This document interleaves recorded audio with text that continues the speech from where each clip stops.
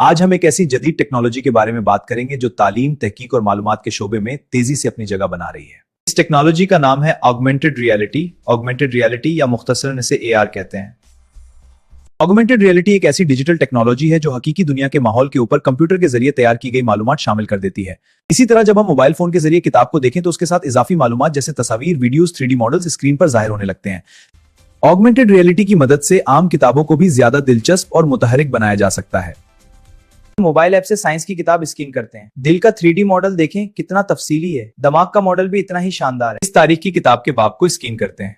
Scan मुकम्मल, मुतालिका तारीखी वाक़े की वीडियो सामने आ गई। लाइब्रेरियों में अक्सर तलबा को मतलूबा किताब या सेक्शन तलाश करने में मुश्किल पेश आती है। ऑगमेंटेड रियलिटी के जरिए मोबाइल स्क्रीन पर डिजिटल तीर या रास्ते दिखाए जा सकते हैं जो कारी को बराह रास्त मतलूबा शेल्फ तक ले जाएं। ये सिस्टम स्मार्ट लाइब्रेरी नेविगेशन या वे फाइंडिंग सिस्टम कहलाता है, जो वक्त की बचत के साथ साथ लाइब्रेरी के इस्तेमाल को भी आसान बनाता है।